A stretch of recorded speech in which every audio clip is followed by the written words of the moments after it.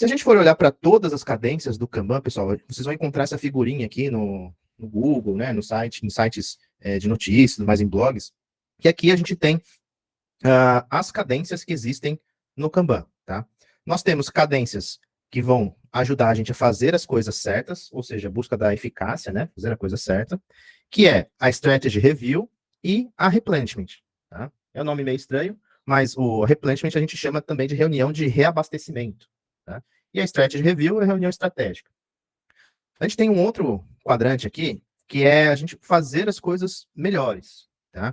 Dentro dessas daqui, nós temos a Operations Review, a Risk Review e a Service Delivery Review. E tem aqui no quadrante de baixo, que é fazer as coisas, ou seja, a gente executar de fato.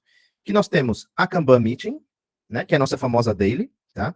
E a Delivery Planning Meeting. O Kanban, ele não é nada prescritivo, né? Ele não é igual o Scrum, falando que você tem que ter uma planning, você tem que ter uma review, você tem que ter uma retro, você tem que ter a daily em tantas horas, de tanto em tanto tempo, né? O Kanban não é nada prescritivo.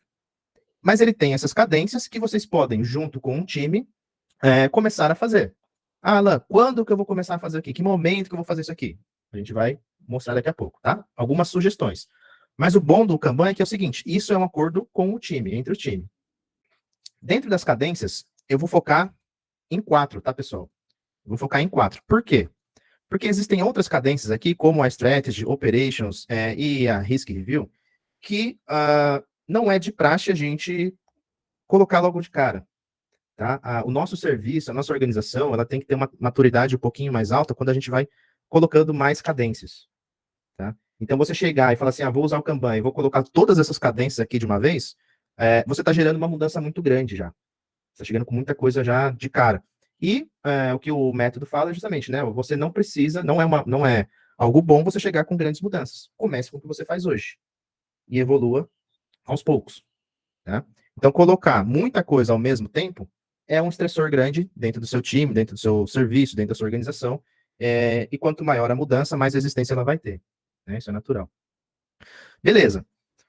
Então, vamos falar aqui sobre a reunião né, a cadência de replenishment, tá? Ou reabastecimento, tá? Nossa reunião de reabastecimento. O que é essa reunião, pessoal?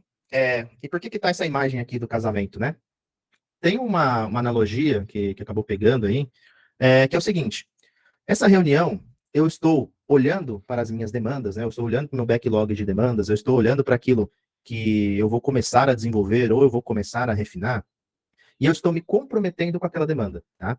Eu tenho o meu fluxo, né? Meu processo de trabalho, tá lá meu quadro Kanban com as minhas atividades, e aí eu tenho agora espaço para pegar uma nova atividade, né? Alguém tem espaço para pegar uma nova atividade.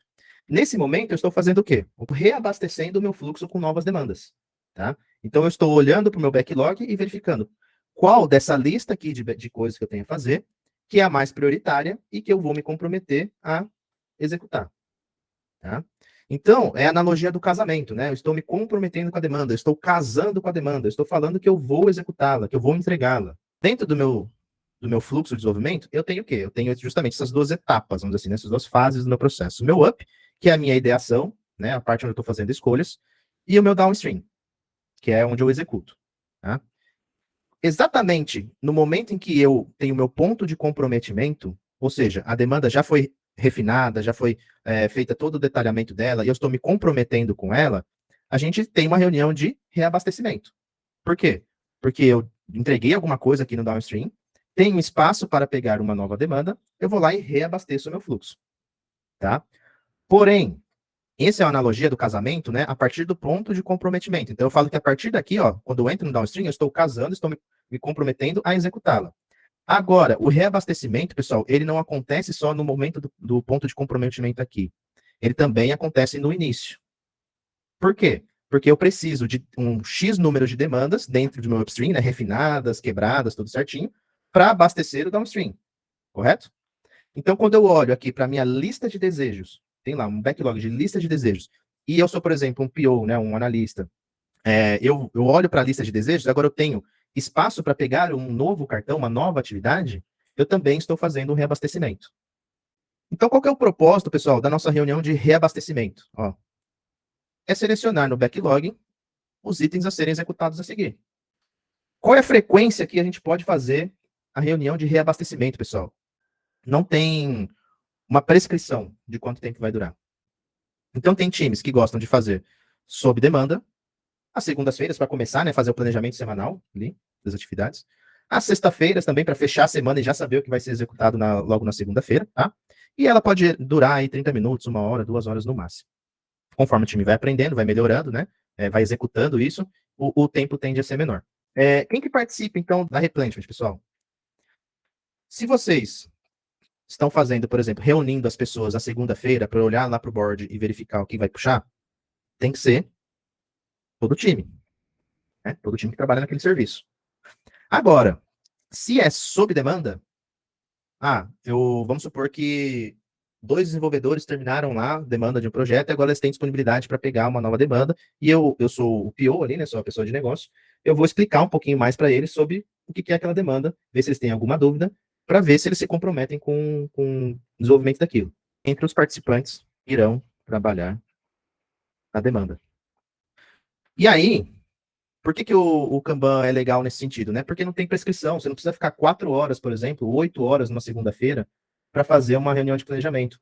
Não, faz o refinamento certinho, deixa as coisas bem detalhadas e depois só chama a galera para fazer a reunião de reabastecimento, com o backlog já ordenado, tudo certinho, tá? Então, o que é o resultado, né? Qual que é o outcome dessa reunião? É a seleção dos próximos itens a serem iniciados, o refinamento e depois o desenvolvimento, né? Vou falar sobre outra aqui, então, a nossa Kanban Meeting, tá? Ou que a gente pode chamar também de Daily. O que é a Daily, pessoal? É a nossa reunião diária, tá? É a nossa reunião diária. Eu trouxe até a imagem aqui do xadrez, né? O que é a diferença, né, pessoal, da Kanban Meeting? Na nossa Kanban Meeting, a gente olha para o nosso quadro, tem lá as nossas atividades, e a analogia do xadrez é o seguinte: dentro de todas as opções que eu tenho ali no quadro, tem demandas que estão em determinado status, tem demandas que ainda estão no backlog, pode ter demandas que tem bloqueio. Qual é a melhor coisa que eu posso fazer agora? Qual é a melhor jogada que eu posso fazer agora para que as coisas comecem a fluir? Então, a Kanban Meeting, né, a daily, se tem uma cadência que eu falo assim, vocês precisam fazer, é a daily, tá? Não negligenciem a daily. Então, qual que é o propósito da daily, pessoal? Ela visa atingir o máximo de foco na conclusão do trabalho e solução de bloqueios de impedimentos. Ela tem como propósito observar e rastrear o status do trabalho e não do trabalhador. A daily é uma reunião de coordenação e auto-organização. Então, na nossa Kanban Meeting, o que a gente vai fazer? A gente não pergunta para as pessoas o que a pessoa está fazendo. A gente pergunta para o cartão. O que falta para você sair de teste para ir para pronto? Cartão, o que falta para você sair de em progresso para teste? E aí, quem estiver trabalhando naquele cartão vai falar o que falta. Então a gente não olha para aquelas perguntinhas, né? Que cada um tem que falar, poxa, o que eu fiz hoje? O que eu fiz ontem? O que eu vou fazer hoje? Tal, tal, tal. Não, a gente olha para o cartão. Por quê? Porque qual é o foco de tudo isso, pessoal? O foco é a entrega, tá? O foco não é o que a pessoa está fazendo. O foco é o que falta para entregar o cartão. O que a gente faz na Kanban Meeting, pessoal, é olhar da direita para a esquerda, tá? De cima para baixo. Por que vocês acham que a gente faz da direita para a esquerda? Porque o que está na direita está mais perto de entregar. Isso aí. O foco é a entrega, pessoal. Dentro do nosso fluxo, o que está mais à direita está mais próximo do pronto. E o que a gente quer é entregar. Por isso que a gente começa da direita para a esquerda. Opa, cartãozinho A, cartãozinho B. O que falta para vocês irem para pronto? Tem algum impedimento? Tem algum bloqueio? Tem outras perguntas que podem ajudar vocês durante a daily, tá? Então vocês vão perguntar para o cartão. Primeira coisa, existe algum card urgente? Chegou alguma urgência? O que podemos finalizar hoje? O que precisamos fazer para o card avançar? O que falta para ele avançar para a próxima etapa, né? Existe algum card bloqueado? Como que eu faço para desbloquear ele? De novo, a gente olha para os bloqueios. Para quê? Para desbloqueá-los e fazer com que eles avancem no fluxo, tá? Todos os cards têm um dono, né? Isso aí é mais para as ferramentas, né? As ferramentas online que você coloca lá um dono. Então, se um card não tem uma pessoa responsável, um grupo de pessoas responsável, né? A gente não tem 100% de certeza que ele está sendo trabalhado por alguém. Tem algum card que podemos puxar agora? Ou seja, essa pergunta aqui, eu estou fomentando o quê? Eu estou fomentando reabastecer o meu fluxo, né? Por quê? Porque alguém dentro da daily ali pode ter finalizado uma tarefa, né? Já terminou alguma coisa e fala, poxa, eu tenho disponibilidade aqui, eu tenho capacidade de puxar uma nova demanda, né? Então, tem algum card que a gente pode puxar agora? Tá? O que podemos atacar em conjunto para fazer a coisa fluir? Né? Às vezes a pessoa está com alguma dificuldade, tá demorando muito naquela atividade. Tá, o que a gente pode atacar junto para fazer as coisas fluírem? Né? Outra pergunta, tem alguém com muitos cards? Alguém com muita atividade é um gargalo. E uma pergunta bem legal também é, tem alguém fazendo algo que não está no quadro? Porque a gente sabe que tem muito trabalho invisível. E aí, qual que é a frequência, pessoal? Todo dia. Qual que é o horário? Poxa, de novo, não tem prescrição. Tá? Pode ser às 14h30 e às 15 aqui, como eu coloquei, né? Pode ter 15 minutos, pode ter 30 minutos, tá? Não tem prescrição. Agora, se você estiver levando mais de 30 minutos numa daily, reveja. Se tem algum problema, alguma coisa que tem que ser explicada com mais detalhes, é depois da daily. Quem participa da daily, pessoal? Todos o time. E qual que é o resultado, então, né? É a compreensão de como fluir melhor aqui o nosso trabalho atual, né? Com aquelas perguntas, com os impedimentos, e definir qual é o melhor movimento. Então, de todas essas opções aqui, ó, de teste, de puxar uma para cá, ou de colocar em pronto, ou de puxar mais uma, qual que é o melhor movimento agora? É para isso que serve a daily. Beleza. Tem uma outra aqui que chama Service Delivery Review, que nada mais é do que a retrospectiva. Então, no Kanban, nós temos também retrospectiva. Mas no método, a gente chama isso de Service Delivery Review. E aí, um ponto importante, tá, pessoal? Você chamar de Service Delivery Review, você chamar de retrospectiva, você chamar de Kanban Meeting, de replenishment ou de reabastecimento, tanto faz, tá? Tanto faz. O importante é o resultado, o importante é o outcome dela. Então, qual que é o propósito da nossa Service Delivery Review, né? Ou retrospectiva? Melhoria. Isso, melhoria, né? Então, intervalos regulares, o time reflete como ficar mais efetivo, então se ajusta, otimiza o seu comportamento, otimiza seu fluxo, otimiza o que tiver de otimizar com relação às pessoas, né? Vai refletir como a equipe gerencia o seu trabalho, como pode melhorar, e traçar um plano de ação para melhoria, tá? E aí, pessoal, qual é a frequência, né, da retrospectiva? De novo, não tem nada prescritivo. O legal é o quê? Você não deixar muito tempo sem fazer. Ou seja, de 2 em 2 semanas, ou uma vez por mês, tá?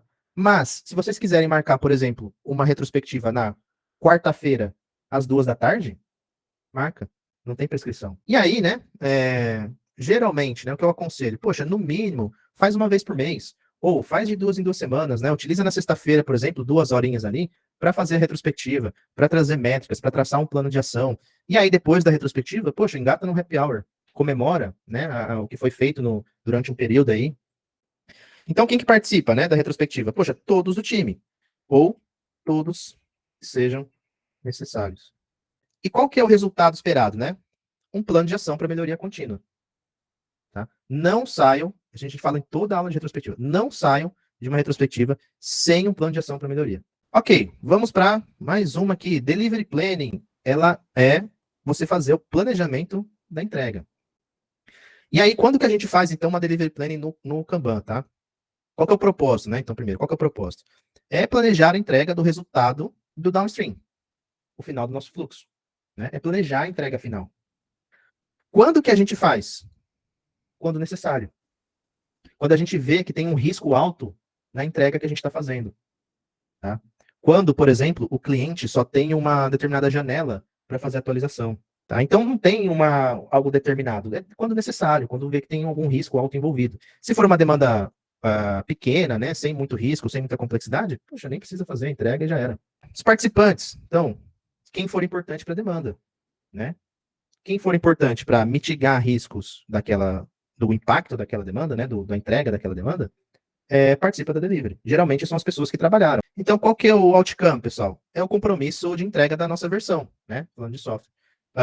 São informações sobre problemas que a gente pode ter dentro da entrega e possíveis riscos, né? Então, a gente se organiza, se planeja para fazer aquela entrega e olha para problemas, para riscos que podem acontecer durante a entrega, né? E pós-entrega também. Ou seja, pessoal, é fácil a gente sair de um cenário, por exemplo, eu posso simular um processo de Scrum usando Kanban, certo? Mas percebam que existem diferenças gritantes aí, né? Na nossa planning, por exemplo, do Scrum, a gente faz o planejamento ali, né? Faz o planning poker e tudo mais. No Kanban não tem pontuação, no Kanban não tem planning poker.